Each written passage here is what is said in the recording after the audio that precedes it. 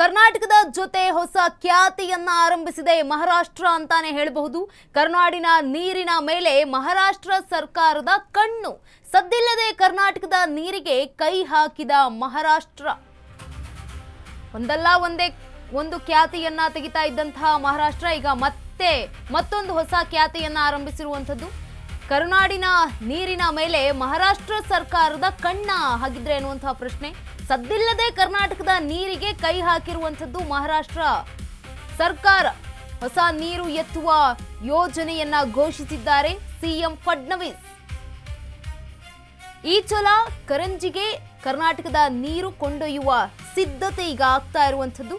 ರಾಧಾಕೃಷ್ಣ ನೀರಾವರಿ ಯೋಜನೆಗೆ ಸಿಎಂ ಫಡ್ನವೀಸ್ ಘೋಷಣೆಯನ್ನ ಕೂಡ ಮಾಡಿದ್ದಾರೆ.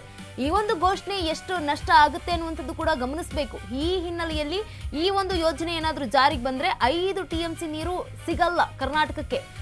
ಕಳ್ಳೋಳ ಬ್ಯಾರೇಜ್ ಹಿನ್ನೀರಿಗೆ ನೀರು ಎತ್ತುವ ಯೋಜನೆ, ಕಳ್ಳೋಳ ಬ್ಯಾರೇಜ್ ಹಿನ್ನೀರಿನಿಂದ ನೀರು ಎತ್ತುವಂತಹ ಯೋಜನೆ ಇದೆ. ಮಹಾರಾಷ್ಟ್ರದ ಈ ಯೋಜನೆ ಜಾರಿಯಾದ್ರೆ ಚಿಕ್ಕೋಡಿಗೆ ದೊಡ್ಡ ಮಟ್ಟದಲ್ಲಿ ಸಂಕಷ್ಟ ಎದುರಾಗುವುದಂತೂ ಗ್ಯಾರಂಟಿ. ಅಂತಾರಾಜ್ಯ ನೀರು ಹಂಚಿಕೆ ನಿಯಮ ಉಲ್ಲಂಘನೆ ಆರೋಪ ಈಗ ಕೇಳಿ ಬರ್ತಾ ಇದೆ ಮಹಾರಾಷ್ಟ್ರದ ಮೇಲೆ. ಮಹಾರಾಷ್ಟ್ರ ಸರ್ಕಾರದ ವಿರುದ್ಧ ರೈತರು ಕೂಡ ತೀವ್ರ ಆಕ್ರೋಶವನ್ನು ವ್ಯಕ್ತಪಡಿಸ್ತಾ ಇದ್ದಾರೆ. ಇದೇ ಹಿನ್ನೀರಿನ ಮೇಲೆ ಅವಲಂಬಿತವಾಗಿವೆ ಹಲವು ಗ್ರಾಮಗಳು, ಕರ್ನಾಟಕ ರಾಜ್ಯದ ಹಲವು ಗ್ರಾಮಗಳು. ಮಹಾರಾಷ್ಟ್ರದ ಯೋಜನೆ ಜಾರಿಯಾದ್ರೆ ನೀರಿನ ಕೊರತೆ ಭೀತಿ ಎದುರಾಗುತ್ತೆ ದೊಡ್ಡ ಪ್ರಮಾಣದಲ್ಲಿ. ರಾಜ್ಯ ಸರ್ಕಾರ ತಕ್ಷಣವೇ ಮಧ್ಯ ಪ್ರವೇಶಿಸಬೇಕು ಅಂತ ಕೂಡ ಒತ್ತಾಯವನ್ನ ಮಾಡಿರುವಂಥದ್ದು.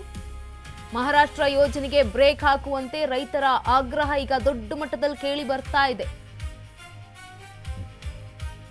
ಇನ್ನು ಕರ್ನಾಟಕದ ಜೊತೆ ಹೊಸ ಖ್ಯಾತಿಯನ್ನ ಆರಂಭಿಸಿದ ಮಹಾರಾಷ್ಟ್ರ. ಕರುನಾಡಿನ ನೀರಿನ ಮೇಲೆ ಮಹಾರಾಷ್ಟ್ರ ಸರ್ಕಾರದ ಕಣ್ಣು ಅನ್ನುವಂತಹ ಪ್ರಶ್ನೆ ಈಗ ಉದ್ಭವ ಆಗ್ತಾ ಇದೆ. ಕರ್ನಾಟಕದ ಪಾಲಿನ ನೀರನ್ನ ಮಹಾರಾಷ್ಟ್ರಕ್ಕೆ ತಿರುಗಿಸಲು ಮಹಾರಾಷ್ಟ್ರ ಸರ್ಕಾರ ಯೋಜನೆಯನ್ನ ರೂಪಿಸಿದೆ ಎಂಬ ಆರೋಪ ಈಗ ಕೇಳಿ ಬಂದಿದೆ. ಬೆಳಗಾವಿ ಜಿಲ್ಲೆಯ ಚಿಕ್ಕೋಡಿ ತಾಲೂಕಿನ ಕಳ್ಳೋಳ ಬ್ಯಾರೇಜ್ ಹಿನ್ನೀರಿನ ಮೂಲಕ ಕೊಲ್ಲಾಪುರ ಜಿಲ್ಲೆಯ ಈಚಲಕ ರಂಜಿ ನಗರಕ್ಕೆ ನೀರು ಪೂರೈಸಲು ಮಹಾರಾಷ್ಟ್ರ ಸರ್ಕಾರ ಮುಂದಾಗಿದೆ ಅಂತ ಹೇಳಲಾಗ್ತಾ ಇದೆ. ಮಹಾರಾಷ್ಟ್ರ ಮುಖ್ಯಮಂತ್ರಿ ದೇವೇಂದ್ರ ಫಡ್ನವೀಸ್ ರಿಂದ ಈ ಒಂದು ಯೋಜನೆ ಘೋಷಣೆಯಾಗಿರುವಂತದ್ದು. ಈ ಒಂದು ರಾಧಾಕೃಷ್ಣ ನೀರಾವರಿ ಯೋಜನೆಯ ಮೂಲಕ ಕರ್ನಾಟಕದ ಪಾಲಿನ 5 TMC ನೀರನ್ನ ಒಯ್ಯೋದಕ್ಕೆ ಮಹಾರಾಷ್ಟ್ರ ಸರ್ಕಾರ ಮುಂದಾಗಿದೆ ಅಂತ ರೈತರು ಕೂಡ ಆರೋಪವನ್ನ ಮಾಡ್ತಾ ಇದ್ದಾರೆ. ಇಲ್ಲ ಒಂದು ವೇಳೆ ಮಾನವೀಯ ದೃಷ್ಟಿಯಿಂದ ಕುಡಿಯುವ ನೀರು ಯೋಜನೆ ಅವರಿಗೆ ಒದಗಿಸಬೇಕಂತ ಒಕ್ಕೂರಿನ ಧ್ವನಿಯಿಂದ ಎಲ್ಲ ಪಕ್ಷಾತೀತವಾಗಿ ಒಪ್ಪಿದ್ರು. ಇದಕ್ಕೆ ಯಾವ ರೀತಿ ಜನವರಿ, ಫೆಬ್ರವರಿ, ಮಾರ್ಚ್ ತಿಂಗಳಲ್ಲಿ ನಮ್ಮ ರಾಜ್ಯಕ್ಕೆ ಮಹಾರಾಷ್ಟ್ರ ಸರ್ಕಾರ 4 TMC ನೀರು ಬಿಡುತ್ತೆ, ಅದೇ ರೀತಿ ಮತ್ತೊಂದು ಹೊಸ ಒಪ್ಪಂದವನ್ನು ಮಾಡಿಕೊಂಡು ನಮ್ಮ ಕರ್ನಾಟಕ ರಾಜ್ಯಕ್ಕೆ ಮತ್ತೆ 4 TMC ಹೆಚ್ಚುವರಿ ನೀರು ಬಿಡುಗಡೆ ಮಾಡುವಂತ ಒಪ್ಪಂದಕ್ಕೆ ಮಹಾರಾಷ್ಟ್ರ ಸರ್ಕಾರ ಒಪ್ಪಿದ್ರೆ ಮಾತ್ರ ಈ ಯೋಜನೆಗೆ ತಾವು ಪರ್ಮಿಷನ್ ಕೊಡ್ರಿ, ಇಲ್ಲಾಂದ್ರೆ ಈ ಯೋಜನೆಯನ್ನು ತಡೆ ಹಿಡಿಯುವಂತ ಕೆಲಸ ಈಗ ಸ್ಥಳೀಯವಾಗಿರ್ತಕ್ಕಂಥ ಮಾನ್ಯ ವಿಭಾಗಾಧಿಕಾರಿಗಳು ಆಗಿರ್ಬೋದು ಮತ್ತು ನೀರಾವರಿ ಇಲಾಖೆಯ ಅಧಿಕಾರಿಗಳು ತಕ್ಷಣ ಹೋಗಿ ಆ ಸಂಗಮ ಸ್ಥಳವನ್ನು ಪರಿಶೀಲನೆ ಮಾಡಿ ಬೆಳಗಾವಿ ಜಿಲ್ಲೆಯ ಜೀವನದಿ ಹಾಗೂ ಈ ರಾಜ್ಯದ ಜೀವನದಿ ಆಗಿರುವಂತ ಕೃಷ್ಣಾ ದೂಧಗಂಗಾ ವೇದಗಂಗಾ ನದಿಯ ಸಂಗಮ ಸ್ಥಳದಲ್ಲಿ ಮಹಾರಾಷ್ಟ್ರ ಸರ್ಕಾರದವರು ರಾಧೆ ಕೃಷ್ಣ ಅನ್ನುವಂತ ಒಂದು ಕುಡಿಯುವ ನೀರಿನ ಯೋಜನೆಯನ್ನು ಜಾರಿ ಮಾಡಿದರು. ಆ ಯೋಜನೆ ಒಂದು ವೇಳೆ ಏನಾದರೂ ಜಾರಿ ಆದ್ರೆ ಈಗೇನು ಕರ್ನಾಟಕ ಸರ್ಕಾರದ 400 ಕೋಟಿ ರೂಪಾಯಿಗಳ ಮಹಾಲಕ್ಷ್ಮಿ ರಿಯಾಯಿತಿ ನೀರಾವರಿ ಯೋಜನೆಗೆ ಗಡಿ ಭಾಗದಲ್ಲಿ ಇರ್ತಕ್ಕಂಥ ರೈತರಿಗೆ ಮರಣ ಶಾಸನ ಆಗುವಂಥ ಒಂದು ಯೋಜನೆಯನ್ನು ಮಹಾರಾಷ್ಟ್ರ ಸರ್ಕಾರ ಇಂಚಲಕರಂಜಿ ನಗರಕ್ಕೆ ಕುಡಿಯುವ ನೀರಿನ ಯೋಜನೆಯನ್ನು ಮಾಡಿದೆ.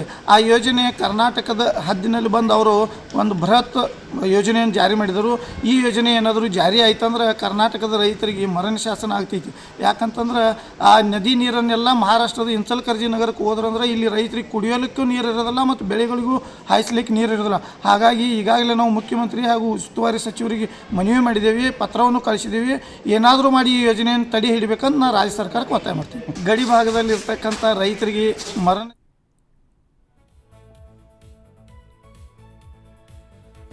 ಇದೀಗ ಈ ಒಂದು ಯೋಜನೆ ಏನಾದರೂ ಜಾರಿಯಾದರೆ ಕರ್ನಾಟಕದ ಬೆಳಗಾವಿ ಹಾಗೆ ಚಿಕ್ಕೋಡಿ ಭಾಗದ ರೈತರಿಗೆ ಹೆಚ್ಚಿನ ಪ್ರಮಾಣದಲ್ಲಿ ದೊಡ್ಡ ಪ್ರಮಾಣದಲ್ಲಿ ಸಂಕಷ್ಟ ಎದುರಾಗೋದಂತೂ ಸುಳ್ಳಲ್ಲ. ಇದೀಗ ಮಹಾರಾಷ್ಟ್ರ ಸರ್ಕಾರದ ವಿರುದ್ಧ ರೈತರು ಕೂಡ ತೀವ್ರ ಆಕ್ರೋಶವನ್ನು ವ್ಯಕ್ತಪಡಿಸ್ತಾ ಇರುವಂಥದ್ದು.